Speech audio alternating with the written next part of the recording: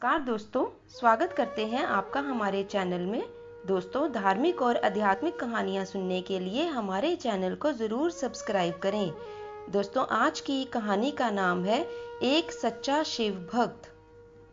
एक अद्भुत कवि संत थे जिनका जन्म कर्नाटक में हुआ था। उनका नाम था दासी मैया।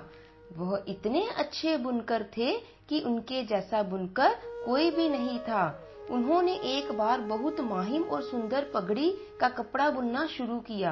बुनते बुनते उनको पूरा 1 महीना लग गया। आखिर उन्होंने वह कपड़ा बुन ही लिया, और क्योंकि उसकी कमाई भी इससे ही होती थी, फिर एक दिन वह उसे बेचने के लिए बाजार ले गए। जब वो बाजार में पहुंचे तो उन कपड़ा इतना सुंदर था कि किसी ने भी उस कपड़े की कीमत उनसे पूछी ही नहीं। सभी को लगा कि ये कपड़ा बहुत ही महंगा होगा।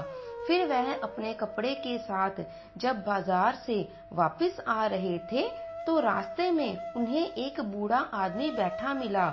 उसने दासी मैया की तरफ देखा और कहा, मैं कांप रहा हूँ, क्या तुम मुझे तन ढकने के लिए यह कपड़ा दे सकते हो? तो दयालु भाव होने के कारण दासी मैया ने वह कपड़ा उस बूढ़े आदमी को दे दिया। उस आदमी ने वह कपड़ा खोला और उस कपड़े के कई टुकड़े टुकड़े कर दिए।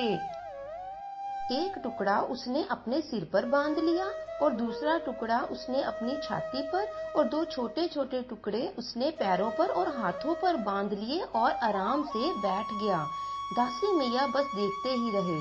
अचानक से बूढ़ा आदमी उनसे पूछता है, क्या तुम्हें कोई दिक्कत है? तो दासी मैया बोले, नहीं, बस यह कपड़ा तो अब आपका ही हो चुका है, अब आप इसका जो चाहे कर सकते हैं। फिर दासी मैया उस बूढ़े आदमी को अपने घर खाना खिलाने के लिए ले गए, लेकिन घर में तो कुछ भी खाने के लिए नहीं था, तो वो क्या करते? तो ऐसी स्थिति में अतिथि को देखकर उनकी पत्नी बोली, घर में इतना खाना भी नहीं कि आप खा सकें, और आप अपने साथ एक और मेहमान भी ले आए हैं, ये भला कौन सी बात हुई? दासी मैया फिर परेशान होकर कहने लगे, चलो मेरा छोड़ो, घर में जो भी तिल फूल है उसे बनाकर ले आओ। तो फिर क्या था, अपने भक्त को ज्यादा देर तक असमंजस में वो नहीं डाल सकते थे। वह बूढ़ा आदमी और कोई नहीं, वह स्वयं भगवान शिव ही थे। वह दासी मैया की हालत देख अपने वास्तविक रूप में उसके सामने आ गए। भगवान शिव ने एक मुट्ठी भर चावल उनके अनाज में डाल दिए और वहां से चले गए। वह बर्तन अक्षय बन गया, भाव उसका कभी भी अंत ना हो। उस बर्तन में फिर कभी भी अनाज खत्म नहीं हुआ, यानी वह कभी भी खाली नहीं हुआ। दासी मैया और उनकी पत्नी ने उस बर्तन से बहुत से लोगों की मदद की। वो स्वयं भी खाते थे और दूसरों को भी खिलाते थे।